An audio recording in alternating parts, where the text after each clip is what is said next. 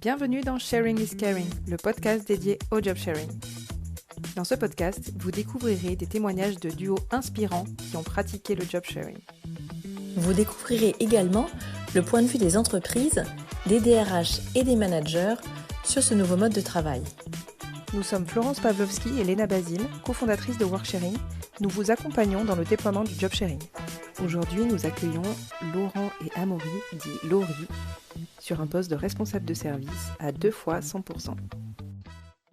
Bonjour à toutes et à tous et bienvenue dans ce nouvel épisode de Sharing is Caring, le podcast du job sharing. Aujourd'hui, nous avons le plaisir de recevoir Amaury et Laurent, que j'ai découvert chez Avem, et donc qui occupent tous les deux un poste de responsable de service à la direction territoriale. Ils vont nous expliquer leur parcours et leur duo. Et donc, pour cela, je leur propose de présenter, si vous voulez, chacun qui vous êtes, qu'est-ce que vous faites.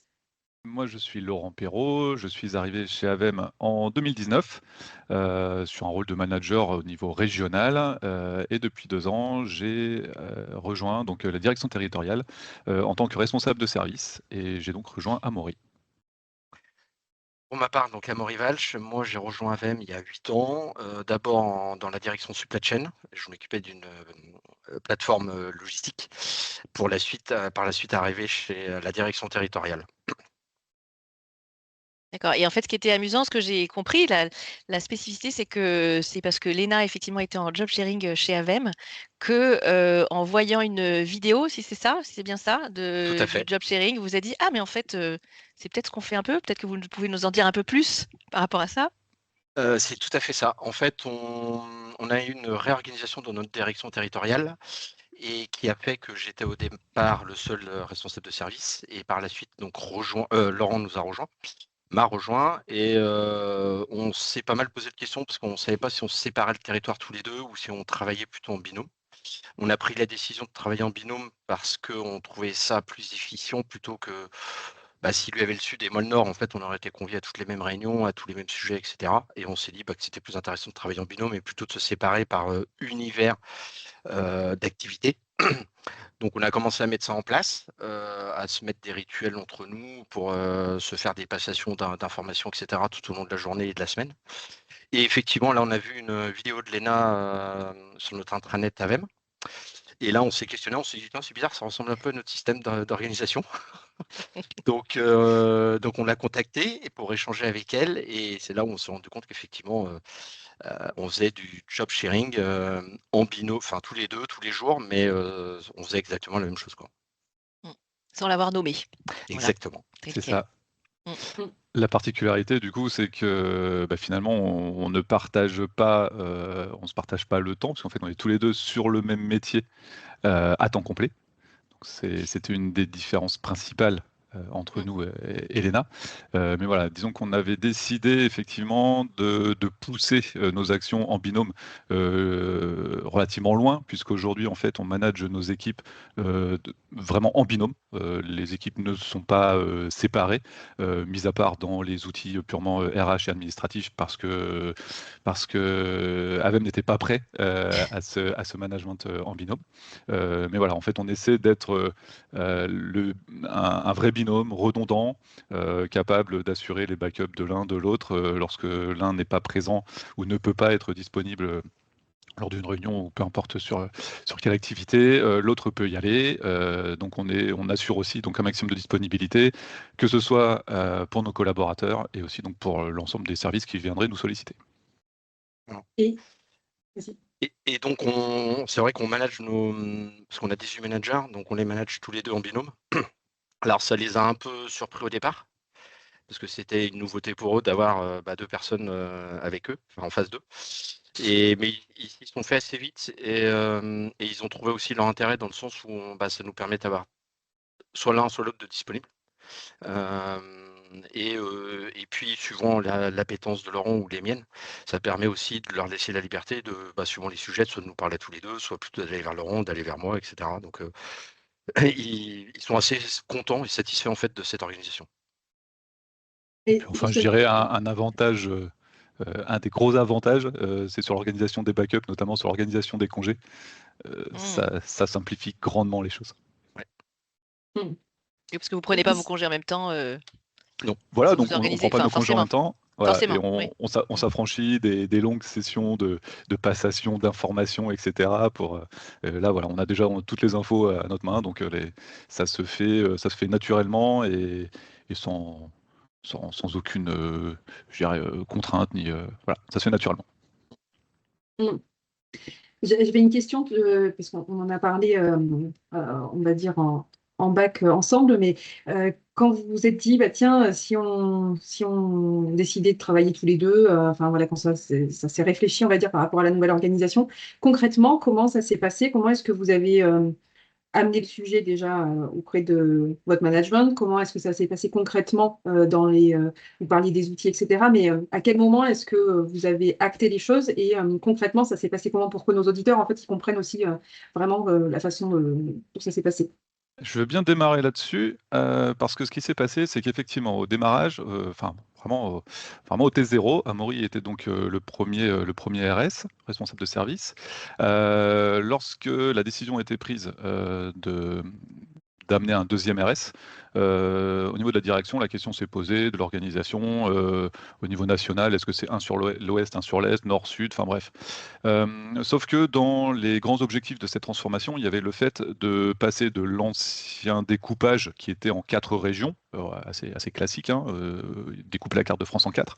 L'idée, c'était justement de casser ça et d'enlever toutes les frontières. Donc, moi, je sais que lors des séquences de recrutement, j'étais déjà parti là-dessus, puisque j'en avais discuté aussi en amont avec Amaury, en lui disant que si jamais j'étais retenu, moi, j'étais plutôt partant pour fonctionner comme ça. On était déjà en phase à ce niveau-là. Donc, on a vraiment porté ça, ne serait-ce que déjà dans les phases de recrutement.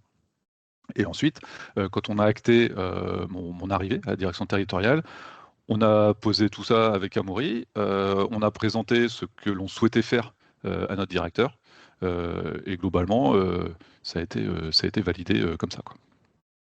Mais ça veut Voilà, dire qu'il y Maurice, avait tu veux deux compléter? postes. À la base, initialement, c'était quand même 2 postes qui étaient prévus dans tous les cas. C'est ça, si je comprends bien?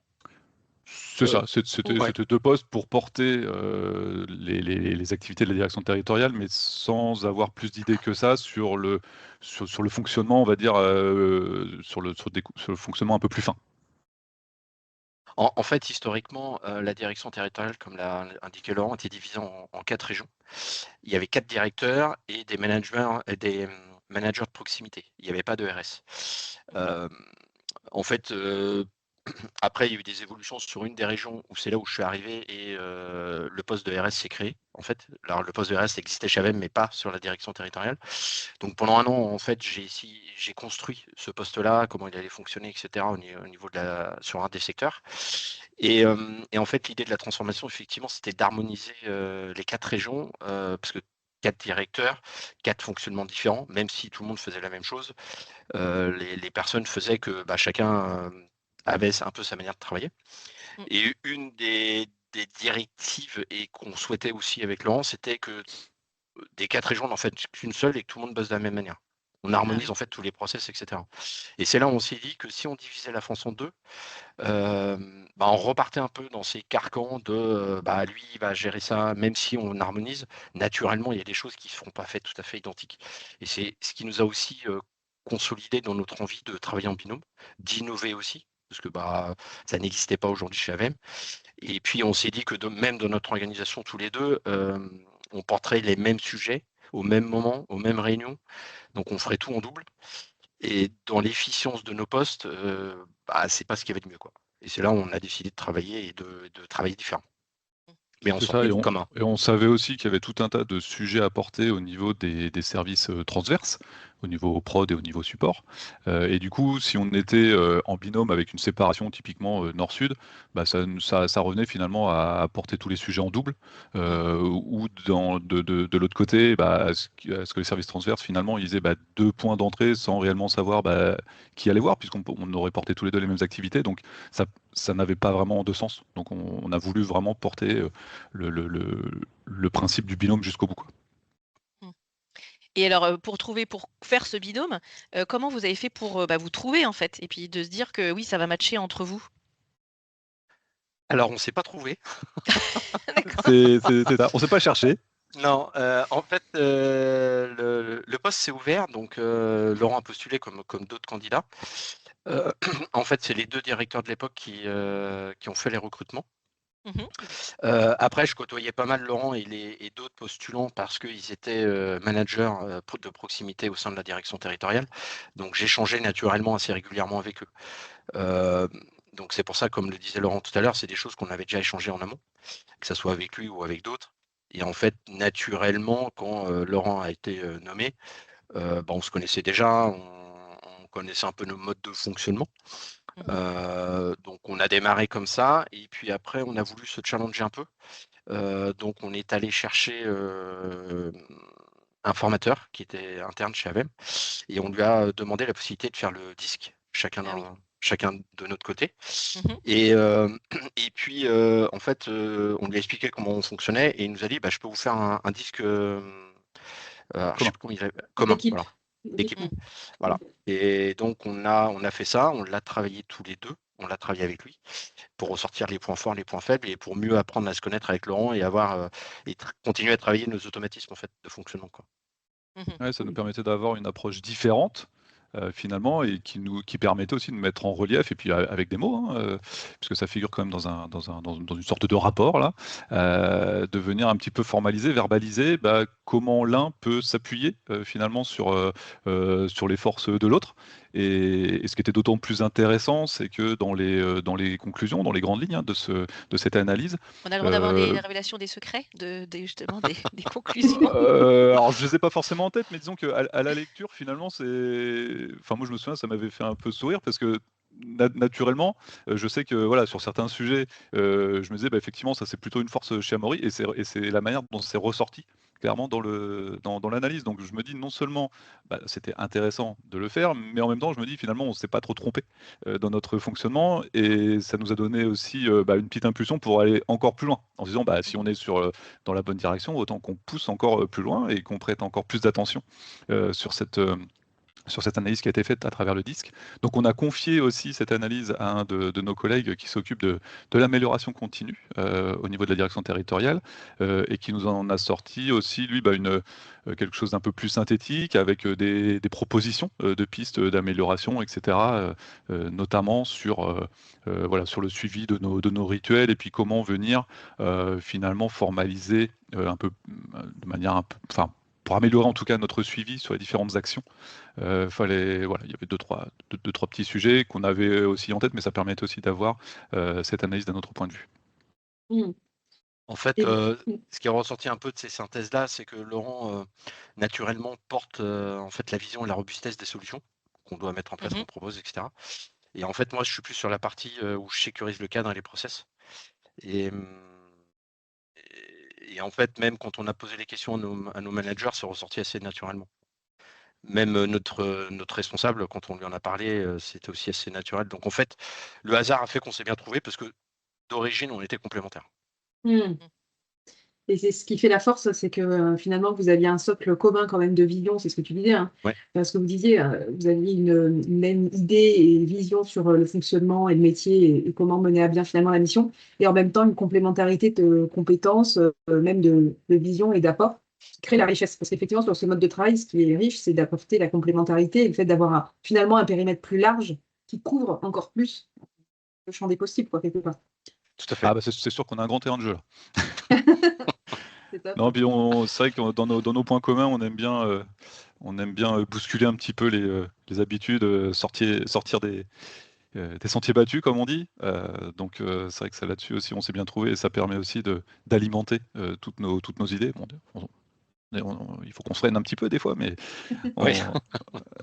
Et justement, parce que souvent, parfois les managers de duo nous disent, oui, je vois arriver 2 personnes, donc ça veut dire potentiellement justement peut-être 2 fois plus d'idées, ou ça peut être impressionnant. Comment votre duo a été accueilli par votre manager? Comment ça s'est passé? Voilà, quelle est la perception qu'il en a aujourd'hui? Maintenant, parce que ça fait combien de temps maintenant que vous travaillez en duo? ça fera 2 ans au mois de juin. D'accord. au mois de juin. Et c'est vrai que la vision de notre directeur, alors on en parle un peu plus maintenant. C'est vrai qu'en fait, on est parti bille en tête avec nos idées. Il nous laisse carte blanche.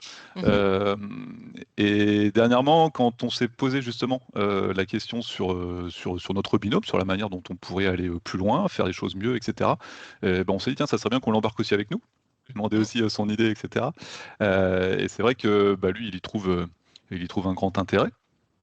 D'avoir, comme il dit, c'est toujours deux fois plus d'idées, 2 fois plus d'initiatives, 2 fois plus de disponibilité, entre autres. Mais c'est grandement positif. Mais lui aussi, ça l'a chamboulé.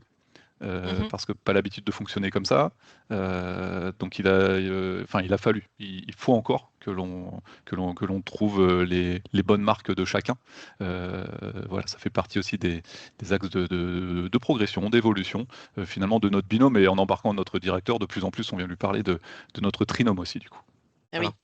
Parce qu'il sait sur les sujets quand il s'adresse, pour un sujet, est-ce que vous avez une adresse mail commune ou pas? Ou est-ce qu'il forcément il vous adresse le sujet à tous les deux et puis c'est le premier qui répond? Enfin, comment ça se passe plus concrètement pour lui?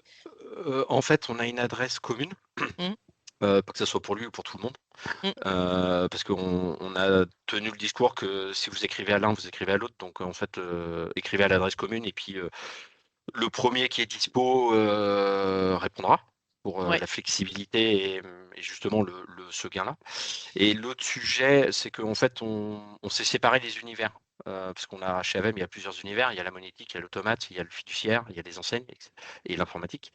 Et aussi pour simplifier la relation avec ces univers-là, on a mis en évidence en fait un leader pour chaque périmètre.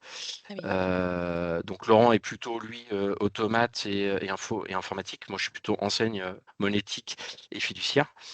Et ce qu'on a présenté aussi à notre directeur. Donc en fait, quand il y a des sujets plus portés sur les univers qui nous concernent, il va plus facilement aller voir Laurent ou venir voir moi. Nous, ça nous embête pas parce que de toute façon, derrière, peu importe, nous, vu qu'on se partage tout avec Laurent, parce que l'idée, c'est que on s'est toujours dit que l'un ou l'autre peut être absent le lendemain. En fait, personne ne doit avoir de différence. Voilà, ça a toujours été notre cheval de bataille. Donc régulièrement, avec les outils qu'on a et merci Teams, on communique énormément toute la journée. Après, on a des rituels le matin pour faire un peu le point de la veille, le point de la journée, et puis après on s'écrit dans la journée. Quand on voit des sujets, on dit bah tiens, celui-là je le prends, je réponds, et etc. quoi. Justement, sur la partie passation d'informations, le fait que, de ce que je comprends, vous êtes interchangeable sur l'ensemble des sujets, même si vous avez facialement des fois une casquette de leader, mais au final, en back-office, vous êtes au même niveau finalement de connaissance des sujets. Et en termes d'outils, concrètement, donc tu disais Teams, si on prend une semaine type ou une journée type dans vos interactions et dans l'organisation de votre emploi du temps, de l'agenda, comment ça se passe concrètement? La journée type, elle commence le matin à 8h30 et déjà avec le petit coup de fil d'une demi-heure. Ça, c'est tous les matins. Comme disait Amaury, c'est petit coup d'œil dans le rétro de la veille, grosso modo. Il y a des sujets ou pas. Et puis ensuite, sur la journée, bien souvent, on peut avoir 2, 3, 4, 5 réunions en parallèle. Donc, regardez qui prend quoi. Ça nous arrive des fois de trancher comme ça le matin, même si ça peut être fait par avance. Mais voilà, c'est les petits sujets de la veille, petits sujets du jour. Et puis après, au cours de la journée, c'est plutôt des interactions via Teams, parce que ça nous permet d'avoir les échanges instantanés, d'autant plus que peu importe si on est en déplacement ou pas, Teams est dispo aussi sur le téléphone, donc il y a vraiment le côté pratique de ça, quoi. Et puis après, Teams, souvent Oui, pardon, vas-y. Le Teams, du coup, pour rebondir sur ce que tu disais, vous avez un Teams tous les deux, vous avez aussi des Teams avec vos interlocuteurs, vous avez avec votre manager, comment ça se passe? Oui. En fait, on a un Teams tous les deux, on a un Teams avec notre RRH, donc Marine, et on a un Teams commun aussi avec notre manager. Et alors avec tous vos autres interlocuteurs, par exemple avec votre équipe et puis toutes les autres personnes en interne, ça veut dire que soit ils vous contactent, soit ils contactent l'un, soit ils contactent l'autre, ou alors vous avez pareil des Teams avec vos principaux interlocuteurs en interne ou peut-être externes? Alors ça, c'est assez libre. C'est-à-dire qu'on a des Teams communs pour notre RRH et pour notre manager. Mais pour les autres, en fait, certains nous écrivent à tous les deux, d'autres nous écrivent à l'un ou à l'autre. Nous, on s'en offusque pas, parce que de toute façon, vu qu'on partage tout, Alors pas dans la virgule très précis, mais dans les aspects macro, comme ça, ce qui permet à l'un ou à l'autre d'être au courant. Après, un des points qu'il faut qu'on travaille un peu plus avec Laurent, c'est on échange beaucoup sur Teams. Par contre, tout ce qui est plan d'action, etc., on n'est pas très bon encore. Il faut qu'on se note et qu'on structure ça un peu plus. Et là, justement, on est en train de réfléchir sur quel outil utiliser. Que ça soit Note, que ça soit un autre système. On a essayé déjà plusieurs choses. Mais on n'a pas trouvé notre vitesse de croisière encore avec ça. Voilà. Ah oui. Ça, c'est une des étapes qu'il faut qu'on développe par rapport à ça. Parce qu'effectivement, avec Laurent, on a énormément d'idées. Quand il y en a un qui en a une, l'autre le challenge tout de suite, parce qu'on adore ça. Donc souvent, on parle dans nos points quand on est en voiture, parce que forcément, vu qu'on a toute la France, on se balade souvent. Et les voitures sont des bons moments de réflexion pour prise de recul. Donc on a toujours plein d'idées. Donc généralement, nos managers apprécient moyennement quand on les appelle et qu'on est en voiture, parce qu'ils disent « ma to-do list va s'agrandir ». Et c'est là où il faut qu'on structure un peu plus. Voilà. C'est ça, mais c'est là où on veut essayer de trouver un outil qui nous permette aussi que, par exemple, quand on est en voiture et qu'on a plein d'idées, comment on pourrait, parce que forcément on ne peut pas écrire, mais enregistrer nos idées en automatique pour que ça puisse, avec Copilote, je ne sais pas, on n'a pas encore accès à tout sur Copilote, mais voilà, c'est des choses qu'on réfléchit et qu'on souhaite travailler. Il y a une question souvent qui ressort quand on parle de ce mode de travail du job sharing, c'est le temps de passation d'informations. En gros, c'est une perte de temps, entre guillemets, ça alourdit du coup la charge de travail. Est-ce que vous gagnez en efficacité par rapport à ça? Enfin, comment vous percevez les choses sur ce, justement, vous me disiez tous les jours vous échangez. Est-ce que pour vous, vous estimez que c'est une perte de temps? Est-ce que c'est plus lourd que, ou est-ce que c'est équilibrant par rapport aux autres bénéfices? Enfin, comment vous voyez les choses là-dessus? Ah non, je le vois pas du tout comme une perte de temps, bien au contraire. Ces rituels, en fait, ça fait complètement partie de nos journées, et du coup, finalement, c'est les moments où l'un vient apporter les petites briques à l'autre et vice-versa, de manière à toujours assurer cette espèce de redondance là, enfin de backup, etc. Donc c'est pas de la perte de temps. Bien au contraire, ça nous permet de nous mettre à jour sur l'ensemble des sujets. Et puis voilà, si aujourd'hui Amaury a assisté à un point avec un service et que demain il n'est pas dispo et je prends le relais, j'ai pas de crainte. Alors on n'est pas non plus au détail près, mais en gros on sait aller porter tel ou tel sujet. Donc non, pour moi il n'y a aucune notion de perte de temps là-dessus. Ouais, moi je dirais que même c'est une richesse, parce qu'aujourd'hui, si on était chacun sur notre périmètre, on ferait tout ensemble. Là, on s'est séparé des périmètres et à deux, on a déjà des journées extrêmement bien remplies, sachant qu'on ne fait pas les mêmes choses toute la journée. Si on s'était séparé nord-sud, on aurait pu faire que la moitié de ce qu'on fait aujourd'hui. Donc c'est plutôt une vraie richesse en fait, ces moments de partage, parce que c'est des choses qu'on aurait, si on avait eu chacun son périmètre, qu'on n'aurait pas eu comme info ou pas eu comme vision. Donc au contraire, c'est un gain. Il y a autre chose, parce qu'on voit effectivement l'aspect purement reporting par rapport typiquement à une réunion, mais il y a aussi les échanges que l'on peut avoir avec nos managers. Et là aussi, pour avoir vraiment cette redondance et pour agir comme un binôme, ça veut dire que si aujourd'hui je m'entretiens avec un de nos managers sur un sujet, suivant le niveau d'importance, je vais restituer justement avec ce niveau d'importance plus ou moins important auprès d'un Maurice, qui lui permet aussi d'avoir ce niveau d'information en temps réel et de pouvoir éventuellement prendre le sujet, prendre une action. Il y a peut-être quelque chose qu'il a vu aussi avec un autre collaborateur qui rencontre éventuellement la même problématique, ou qui sont éventuellement sur le même sujet.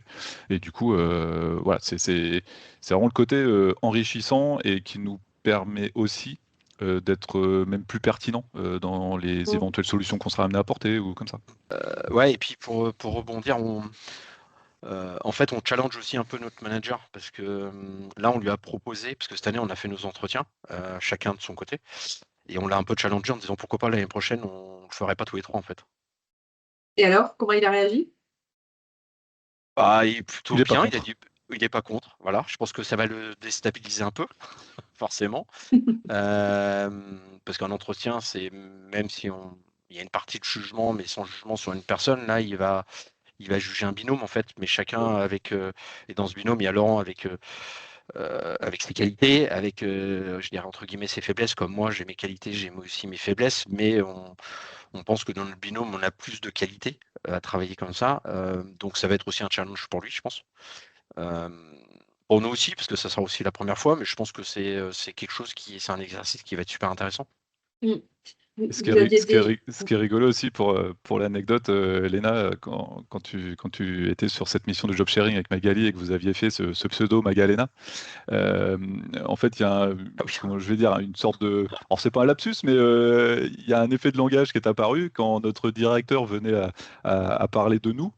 À force de dire Laurent et Amaury, en fait, ça s'est contracté en Laurie. Et un jour, il y a ce mot-là qui est sorti naturellement, et du coup, bah, c'est sorti plusieurs fois. Et l'autre jour, il a carrément parlé de nous à nos managers, Laurie. Il dit comme ça, c'est beaucoup plus simple pour tout le monde, deux syllabes, impeccable, et c'est parti comme ça. Et voilà, donc on progresse encore. Voilà. On a un c'est surnom super. maintenant. C'est pour ça que l'année prochaine, l'entretien pro pourra être fait pour Laurie. Voilà. Ah. Vous aviez déjà des objectifs communs. Je ne me rappelle plus si on avait évoqué ce point-là, mais est-ce que vous aviez des objectifs communs dans votre entretien, même si vous le faisiez séparément? Et l'évaluation, est-ce qu'elle était aussi équitable, équivalente? Je ne sais pas si c'était la même ou pas. Oui, en fait, on a les mêmes objectifs. Donc ça, c'est pas un sujet. Après, on va les travailler. Enfin, de toute façon, les objectifs qu'on a eus n'ont pas été une surprise. On s'y attendait avec Laurent et c'était déjà des objectifs, je dirais, quelque part qu'on s'était fixés nous-mêmes. Donc on va les travailler ensemble et puis de toute façon, la réussite pour nous sera commune. Puisqu'on porte la direction territoriale tous les deux, pas plus Laurent, pas plus moi. Et puis comme il le disait, de toute façon, les sujets, pendant un temps, c'est lui qui va les porter parce il aura la dispo pour le faire. Et puis à un moment donné, il aura un peu moins de dispo parce qu'il aura d'autres sujets un peu plus importants ou prenants à traiter. Et donc moi, je prendrai le relais et inversement. Donc en fait, sur tous les sujets, même si on est leader sur des univers et qu'on sait qu'on privilégie aussi un peu les sujets par rapport à nos appétences, hein, forcément. Mais pour nous, c'est complètement naturel de les travailler ensemble et qu'ils soient communs. Et alors avec vos équipes, comment vous faites pour les entretiens annuels ou les bilans, les points, les feedbacks? Comment ça se passe? Comment vous vous organisez? En binôme. Donc vous faites tout passer en binôme, c'est-à-dire que Oui. tous les entretiens, vous les faites Oui. passer en binôme? D'accord. Ouais. En fait, on a un point, on a l'entretien de performance ou l'entretien pro chaque année. Donc ça, on le fait en binôme. Donc on se balade dans toute la France puisqu'on souhaite les faire aussi en présentiel. Et après, on a calé un entretien avec chacun de nos managers toutes les 5 semaines, je crois, parce qu'on fait un par jour. Et les entretiens, on essaye au maximum de les faire en binôme. Alors certaines fois, pour des problématiques de planning, on n'y arrive pas forcément tout le temps. Mais l'idée, c'est qu'on gère tout en binôme. Donc aussi, vous n'arrivez pas à les faire en présentiel, enfin en tout cas étant là tous les deux, si je comprends bien, en amont, vous êtes alignés sur le message, enfin sur ce que vous voulez faire passer à chaque fois. Tout à fait. D'accord. Et est-ce que parfois, s'il y a un feedback à donner, peut-être que, je sais pas toi, Amaury, tu as vu sur une personne de ton équipe, tu peux le donner sans forcément référer à Laurent et inversement? Alors c'est arrivé effectivement parce que quand on est en présentiel, je discute là par exemple hier j'étais à Marseille et j'étais avec plusieurs de nos managers. Donc forcément on discute la journée, comme Laurent il a un manager aussi en proximité à Bordeaux. Ça arrive, mais naturellement en fait si c'est des choses un peu structurantes, un peu importantes, naturellement de toute façon on va se les partager. Oui. Même si on n'a pas eu le temps de le faire avant, parce que dans la conversation, naturellement, il y a quelque chose où on a dit: «Bah tiens, ça serait peut-être bien que tu travailles plus comme ça ou plus comme ci».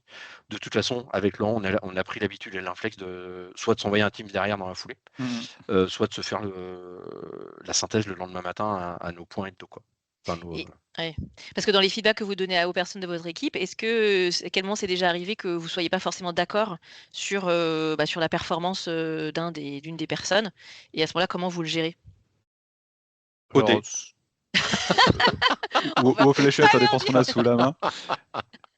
Non, c'est vrai que, alors, déjà, on est rarement en désaccord, on est rarement à l'opposé au niveau des décisions et des réflexions.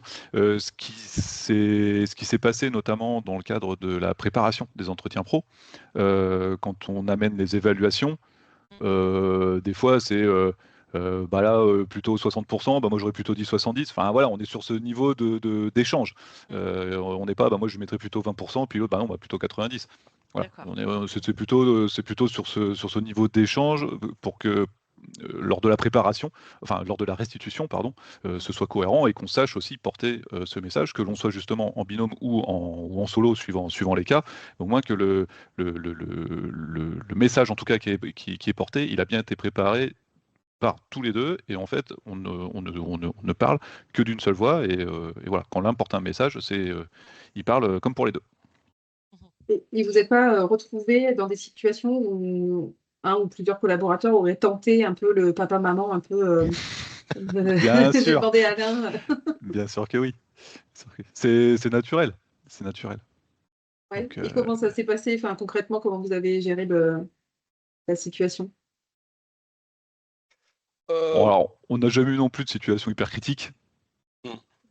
Enfin, en tout cas, là, j'en ai pas en tête qui me viennent. Non. Sinon, voilà, on refait un point et on se repointe tous les deux avec Amaury, et puis on retourne sur le fameux sujet, et là, pour le coup, il peut pas y avoir de double discours. Donc, voilà, pour le moment, on n'a pas eu de sujet critique, on va dire. Mm. Je pense qu'on les a pas eu aussi parce que ils sentent que de toute façon on se partage tout, que on a globalement la même vision. Même si Laurent, comme le disait, certaines fois c'est 2-3% près, mais globalement on a la même vision, les mêmes envies, les mêmes, la même vision stratégique. Donc ce qui fait que naturellement, je pense que ça freine aussi les équipes dans le double jeu. S'ils voyaient qu'il y avait euh, de temps en temps des Mm. écarts dans nos manières de faire, dans nos dires, je pense que certains essaieraient de plus jouer à papa-maman, probablement. Ouais, complètement. Ouais. Voilà. Et puis, quand on voit qu'on n'est pas forcément en accord avec Laurent, ou qu'on le sent en réunion ou en échange, ou etc., ouais, généralement, on laisse dire. Et puis, c'est pareil, c'est rarement arrivé, mais on se retrouve tous les deux après, on en rediscute ensemble, quoi. Mais en tout cas, Exactement. pas devant les autres. Voilà. On fait C'est très attention à ça. c'est comme les parents devant les enfants. C'est ça. Mm. Non, mais c'est hyper intéressant parce que c'est vrai que c'est fondamental pour que le binôme fonctionne. Si à un moment donné, les interlocuteurs, que ce soit les équipes ou d'autres interlocuteurs d'ailleurs, Mm. constatent qu'il y a une brèche potentielle ou en tout cas une ouverture pour scinder quelque part Ah, ça. l'unité, Mm. ça peut effectivement remettre en question finalement le modèle en tant que tel. Donc c'est hyper intéressant que vous partagiez ce sujet-là, et ce qui fait aussi écho en disant bah, il faut qu'il y ait une transparence totale dans l'information, une confiance aussi l'un dans l'autre, et de la communication à 200%, quoi. Mm. Bah, il y a ça aussi. Et puis après, je pense que dans un binôme tel que le nôtre, parce que ça peut être un risque aussi que l'un souhaite une réussite personnelle et plus importante que l'autre. Et aujourd'hui, Mm. nous, notre intérêt, c'est que la réussite, on réussira et on sera content en fait si on réussit tous les deux. C'est-à-dire qu'on a réussi à porter, on a réussi à avancer ensemble, et la réussite, elle est personnelle si le binôme fonctionne. Mmh. Parce que justement, vous êtes engagés sur quoi? Enfin, vous êtes dit: «OK, on s'embarque dans cette aventure, tous les 2 à ce poste-là», et c'est pour combien de temps? Et puis après, qu'est-ce que vous aurez envie de faire? Et s'il y en a un qui a envie de partir, bah, comment ça se passe? Qu'est-ce que vous vous êtes dit? Alors ça, on n'en a pas trop parlé encore. Ouais. Ah! Non, on s'en est pas trop parlé. Aujourd'hui, en fait, on est dans la mise en œuvre d'une transformation Mmh. au sein de la direction territoriale. Pour ma part, moi, ça fait 4 ans que je suis RS à la direction territoriale, mais j'ai commencé par un des 4 secteurs. Après, j'ai pris la moitié de la France, et puis après, Laurent est arrivé et on a récupéré toute la France.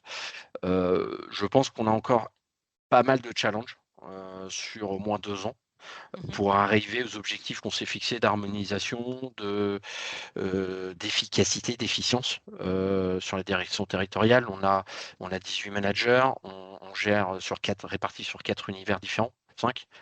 On a 400 collaborateurs en dessous. Donc on a encore un terrain de jeu énorme, sans parler de toute l'animation transverse qu'on développe aussi énormément, parce que vu qu'on travaille avec plein d'univers différents, et chaque univers pense qu'on travaille seulement pour eux. Voilà. Donc ça aussi, ça se travaille. Donc je pense qu'on a encore 2 ans où on a un beau challenge et on a de quoi s'alimenter par rapport à ça. Après, par la suite, effectivement, on verra. On ne sait pas ce que la vie nous réserve ou les opportunités, on va dire en interne ou en externe, arriveront probablement. Là, je pense que que ce soit Laurent ou moi, je pense que dans le recrutement du futur RS, on demandera à participer aux entretiens en fait, pour aussi avoir ce feeling qui est important dans la mise en œuvre. Parce que si on a mis un binôme en place et que demain l'un de nous deux part, je pense que l'autre souhaitera continuer à travailler dans ce fonctionnement-là. Après, je laisserai Laurent en parler, mais Ou alors vous en tout cas, partez moi, sur ma un vision autre poste ensemble. aussi. Ça peut être fun. Ça peut être drôle, ça. Ça peut être très très drôle, ouais. Moi, je suis partant, Ouais, je signe. j'avais pas pensé à ça, oui. C'est vrai. Pareil. Et Oui, non, Laurent, pour toi, par rapport, oui, est-ce que tu t'étais prévu ou alors ou comment tu vois les choses dans non, bah, l'évolution? c'est pareil, ça fera 2 ans au mois de juin, c'est encore récent, dans un contexte, comme on vient de le dire, hein, on est en train on amorce à peine la mise en œuvre de cette très très grosse transfo.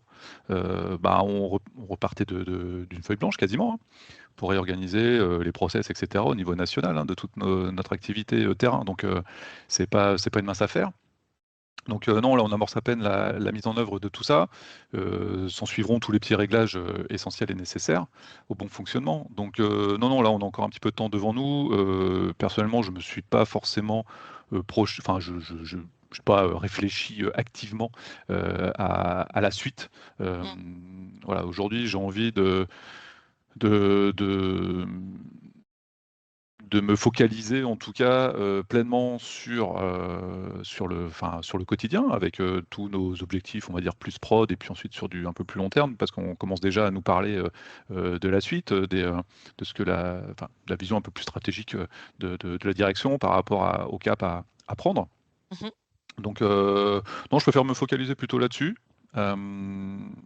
Et puis faire en sorte voilà, d'aller encore plus loin aussi de notre fonctionnement en binôme, puisque voilà, on a, comme on le disait tout à l'heure, hein, on a observé quelques petits axes d'amélioration. Donc je me dis, voilà, on va continuer à construire ce fonctionnement-là et pour arriver à un fonctionnement toujours plus pertinent, quoi. Et est-ce que, parce que effectivement, là, vous parliez finalement des réussites et de ce qui fonctionnait bien, et puis voilà, ce que vous avez apprécié dans ce mode de travail-là, est-ce que vous êtes retrouvé dans une situation qui a été compliquée ou qui a été, vous avez, enfin, une situation difficile ou ça s'est pas bien passé, on va dire, entre vous? Est-ce que c'est arrivé durant les 18-20 derniers mois ou comment ça s'est passé? Non, Mis moi, à, j'ai pas de souvenir. mis à part le choix du restaurant le midi, j'ai pas. J'ai pas. Non, après, non, franchement, on n'a pas de souvenir. Enfin, en tout cas, moi, pour ma part, j'ai pas de souvenir. Parce qu'on s'est toujours dit que de toute façon, il fallait qu'il y ait des non-dits entre nous, sinon ça ne fonctionnerait pas. Mais j'ai pas de souvenir de tension. Il faut pas qu'il y ait de non-dits ou il faut qu'il y ait des non-dits? Non, il faut pas qu'il y ait de non-dits. Ah, il faut pas que. Oui, d'accord. Ouais, Ok. il faut pas qu'il y ait de non-dits. D'accord. Après, c'est pareil, Laurent est devenu RS. Moi, je l'ai laissé prendre son poste et son envergure, etc. Et puis après, je me suis permis 1 ou 2 fois de venir le voir en disant fais attention parce que là, tu veux bien faire, mais peut-être qu'il faut rester plus macro. Ou j'ai essayé de lui donner quelques conseils. Alors, au départ, j'ai un peu hésité. Parce que je me suis dit, il y a peut-être mal de le prendre, etc. Et en fait, il l'a très bien perçu. Donc, ça a donné aussi confiance à continuer.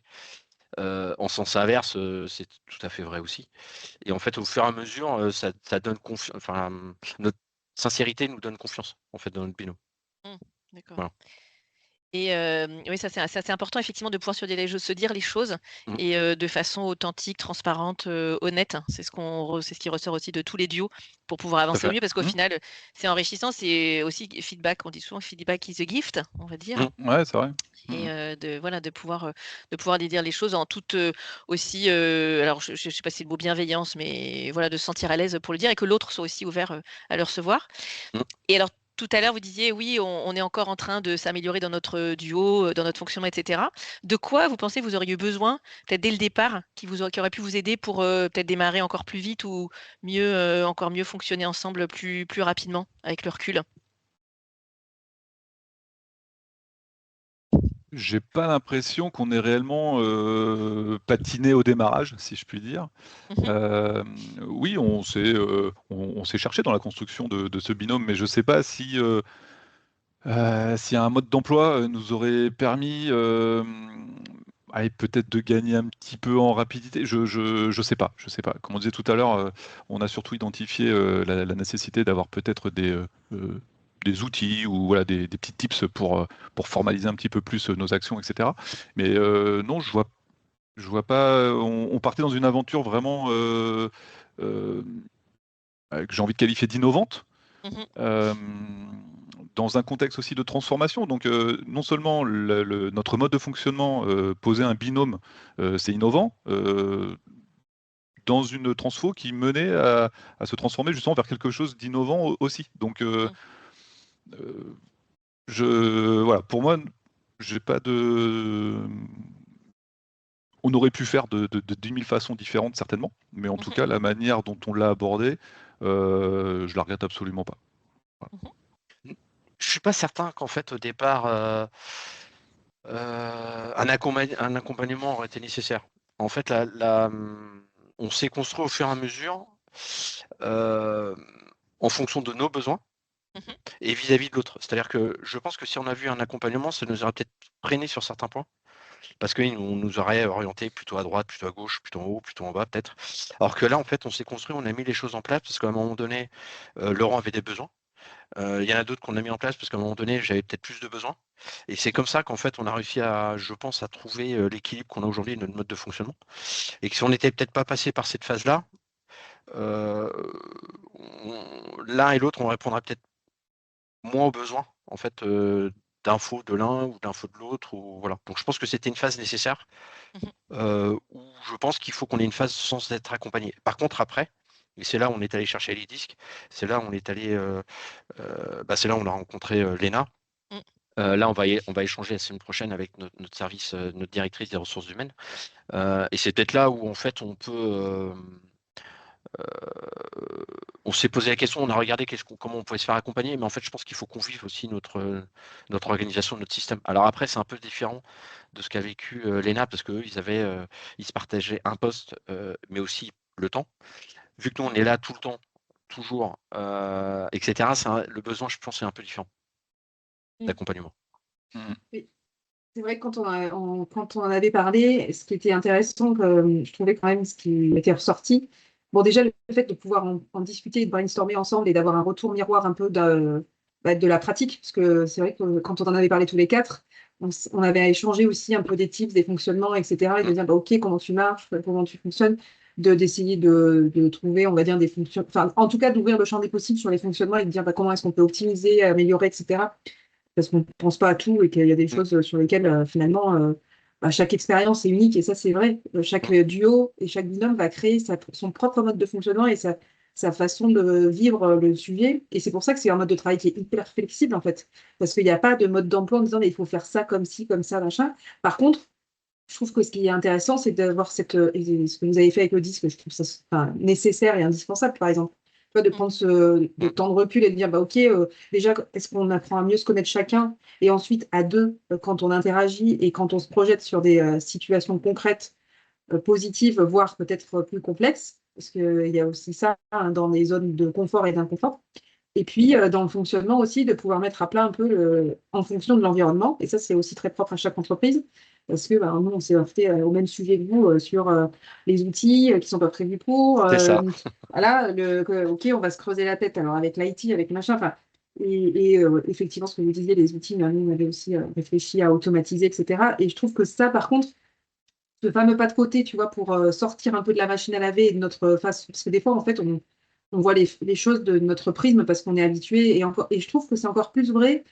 Plus tu es ancien dans l'entreprise et plus c'est vrai finalement parce que tu es rentré dans un mode un peu automatique et c'est pas qu'on manque de recul, mais c'est que on est tellement habitué à avoir ce mode de fonctionnement que finalement on a plus de mal à faire ce pas de côté. Donc, ça peut être intéressant quand même aussi, je trouve, et notamment tu vois, chez Aven, je me dis que ce qui est intéressant aussi, c'est d'avoir plusieurs cas d'usage et de pouvoir brainstormer. Et en même temps, euh, moi, je me rappelle quand on a parlé la première fois, ce qui était assez rigolo, ce que vous nous aviez fait en retour miroir, c'était de se dire, ah bah tiens, en fait, le mode de travail, il existe et il y a quelque chose de structuré qui est derrière ça. Et en fait, Mhm. c'est vrai que c'est aussi rassurant d'avoir quelque chose un peu de structuré, de structurant. Enfin, c'est juste pas du feeling, on se dit, tiens, ah bah tiens, on va aller par là, on va avoir de la lumière et puis ça va marcher.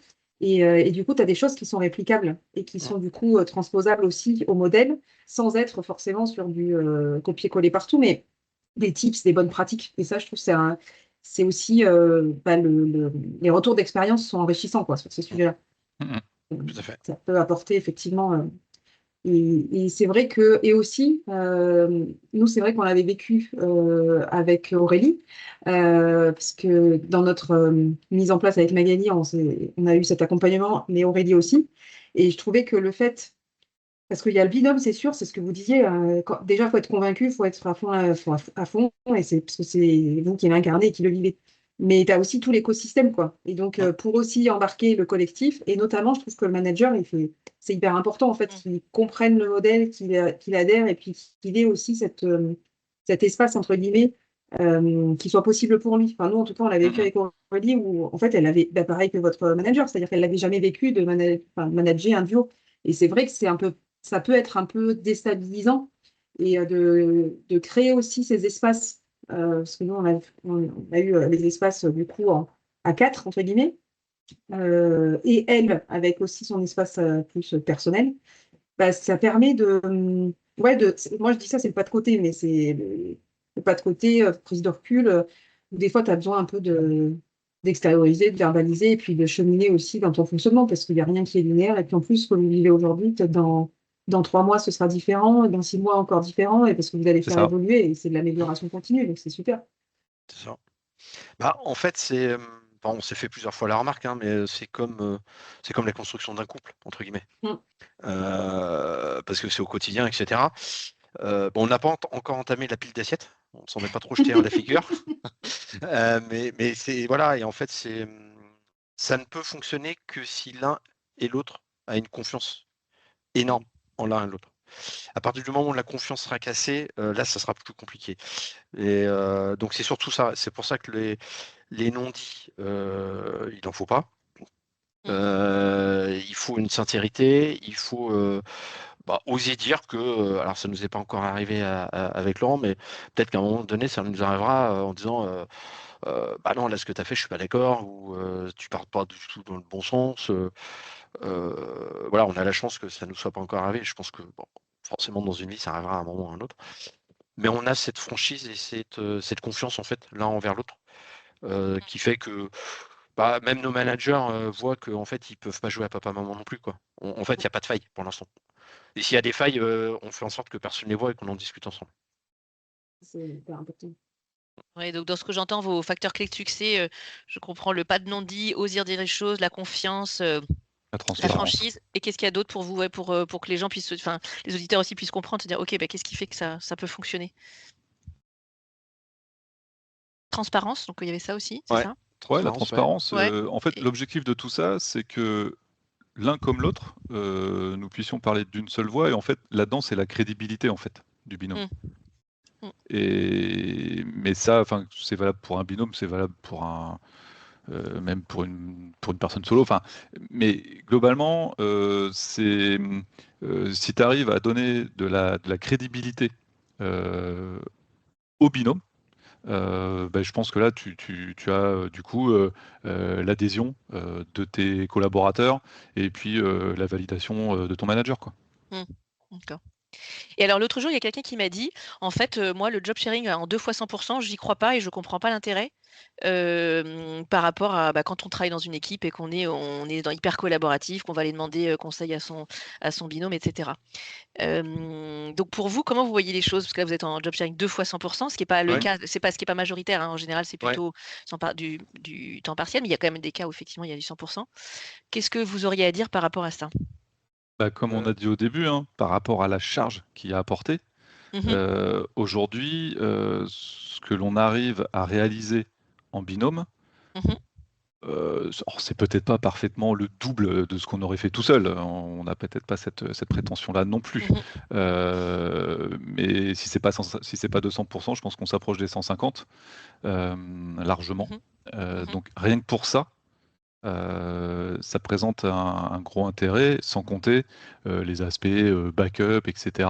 Ce qui permet, et pour nos collaborateurs et pour la direction, et pour voilà, le transverse, etc., d'avoir tout le temps, tout le temps, tout le temps, tout le temps quelqu'un de dispo. Mhm. D'avoir Oui, je pense que c'est ce côté cette tout le temps. Et redondance, pas... la Mhm. redondance, je dirais la redondance parfaite, hein, comme on parle pour les serveurs informatiques, là. Elle est largement assurée grâce à ce fonctionnement-là, que l'on n'a pas Mhm. quand on est tout seul, même avec une équipe, même si tu mets des relais, si tu as tes backups, des référents, tout ce que tu veux. Mhm. Au final, tu peux pas avoir cette même redondance. Ils n'auront pas les mêmes responsabilités, jusque dans des détails, hein, les outils Mhm. qu'on utilise, la vision RH, la partie, on va dire, un peu plus confidentielle, etc. Euh, voilà, tout cet ensemble fait que le binôme est une très très grosse force. C'est ça, c'est-à-dire qu'en fait, nous, alors je vais imaginer un peu, mais globalement, nos journées, en fait, en 7 heures, on fait 14 heures de boulot. Parce que vu qu'on fait pas les mêmes choses, alors que si on était, Laurent avait le sud ou moi le nord ou est-ouest, en fait, on ferait tout le temps la même chose, puisqu'on serait invité sur toutes les réunions, on traiterait les mêmes sujets pour être en phase, etc. Or que là, pendant que lui traite un sujet, moi j'en traite un autre en parallèle. Et c'est pour ça que je dis souvent, en fait, notre journée de 7 heures, on fait à 2, 14 heures de boulot, puisque on est beaucoup plus efficient et on traite plus de choses, puisqu'on ne traite pas les mêmes choses. Voilà. Mm. C'est surtout ça que le gros intérêt qu'on y trouve. Et après, je confirme comme Laurent, c'est-à-dire que ce nous est souvent dit, c'est notre dispo.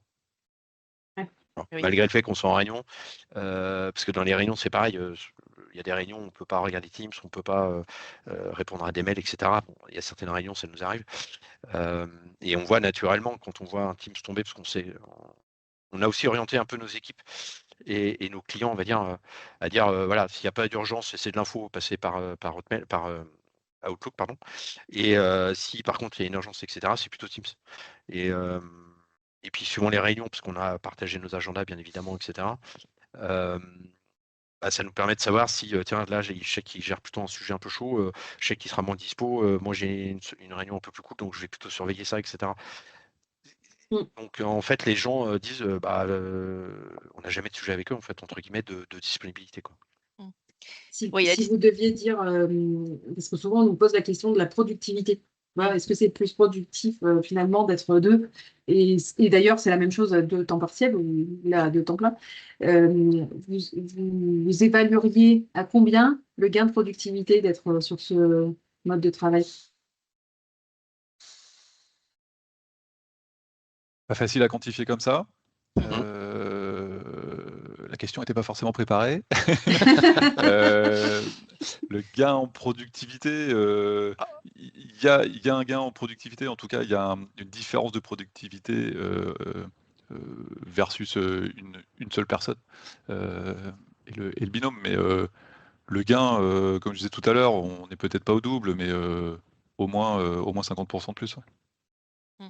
Ouais, un minimum, je dirais que rien qu'au nombre de sujets qu'on traite et qu'on prend, euh, je pense qu'on est 60-70, quoi, Ouais. Mm. je pense. Parce que tout seul, c'est surtout là-dessus qu'on a un gain de productivité. En fait, c'est le nombre de sujets qu'on peut embarquer. Mm. Puis il y a deux choses. Je vais juste rajouter un truc, c'est que effectivement, à deux, quand je suis sur un sujet, Amaury peut être sur un autre.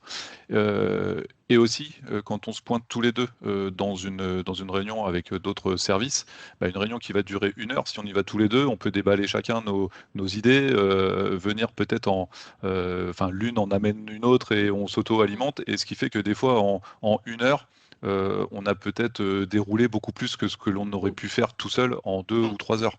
Donc, il faut voir aussi cet aspect-là. Et effectivement, et du coup, en disant ça, on s'aperçoit qu'en termes de productivité, pour le coup, ouais, il y a un impact indéniable, quoi.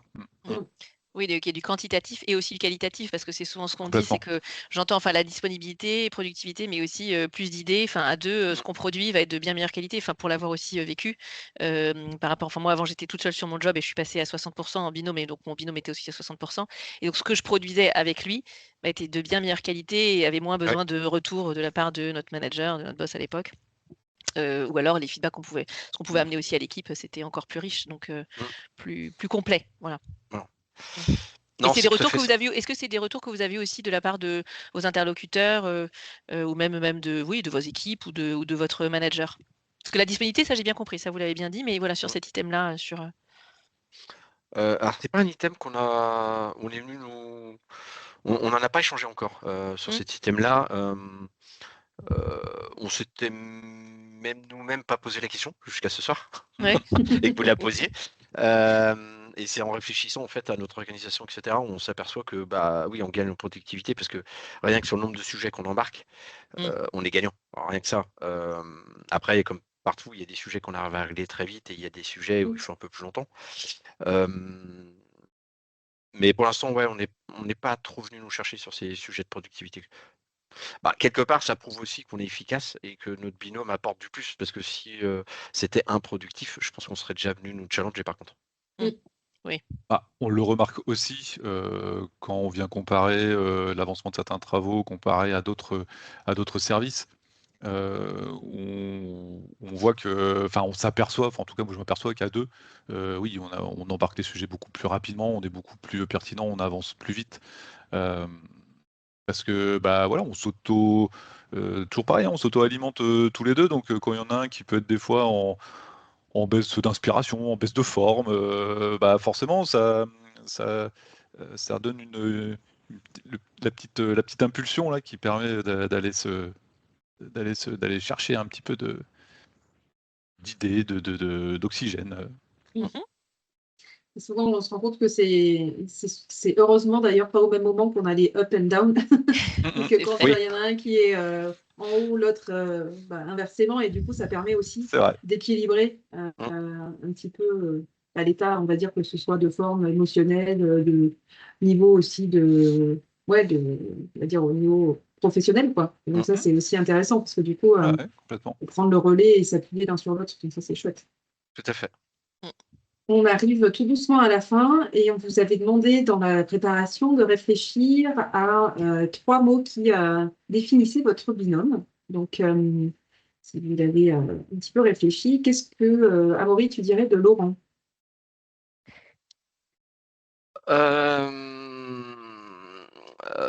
Bah, Laurent, c'est quelqu'un qui est très calme, qui est très posé, qui prend le temps de réfléchir, de poser les sujets. Comme je le disais tout à l'heure, c'est lui qui naturellement porte plus la vision et la robustesse des solutions. Et puis certaines fois, moi j'avais mon côté un peu, enfin j'ai mon côté un peu impulsif. C'est-à-dire qu'il faut le trancher, il faut y aller, il faut voilà. Et Laurence sait me challenger quand il le faut. Et je trouve ça hyper intéressant. Mhm. Mmh. Et inversement, Laurent, du coup, qu'est-ce que... Je dirais sur Amaury. Bah, déjà, alors il y a un point sur lequel on se rejoint, c'est la transparence. Et ce que j'apprécie beaucoup et ce qui, moi, vient me challenger, c'est son côté, je crois que c'est pugnace, le bon mot. Vraiment aller gratter, et surtout aller jusqu'au bout des choses, ne pas lâcher. Voilà, une idée, un objectif, même si on est capable de venir discuter sur le comment, sur la finalité, mais au moins voilà, on sait qu'on a un sujet à prendre et on doit rendre une réponse pour dans 2 semaines, sous tel format, etc. Ce sera fait. Voilà. Et il lâche rien. Et si jamais on est embarqué sur un autre sujet en cours de route, le premier ne passera pas à l'as.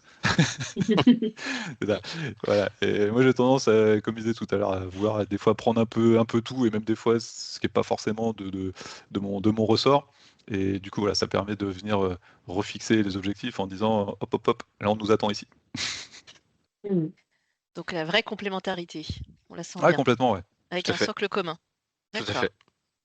Et alors, on aime bien aussi demander à nos participants de nous donner une devise. Si vous deviez donner une devise pour le job sharing, ça serait quoi? Ou un slogan? Qu'est-ce que vous diriez?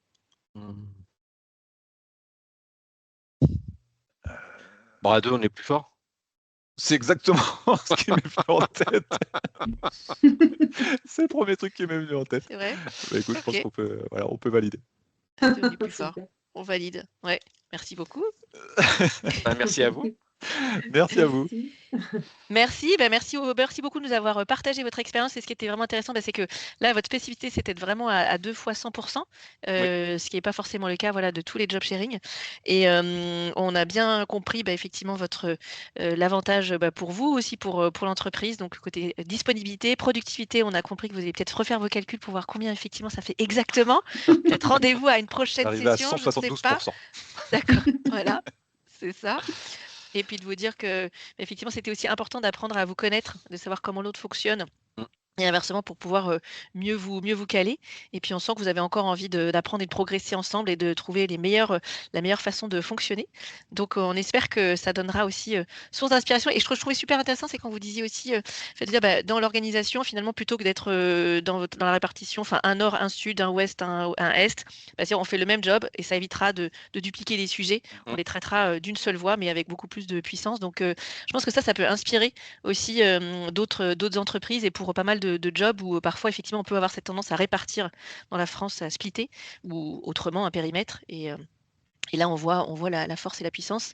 Donc merci à vous et on vous souhaite une belle poursuite parce qu'on a compris que vous vouliez continuer encore ensemble et puis après vous fait. nous direz vers quoi vous évoluez aussi. Exactement. Rendez-vous dans un an. Oui, voilà. Merci beaucoup. Merci. en tout cas. Merci. Merci à vous. Bonne fin de journée. Au revoir. Bonne fin de journée. Au revoir. Au revoir. Nous sommes ravis d'avoir passé ce moment avec vous. Nous espérons que vous en avez appris un peu plus sur le job sharing. Si vous avez aimé l'épisode, n'hésitez pas à le partager.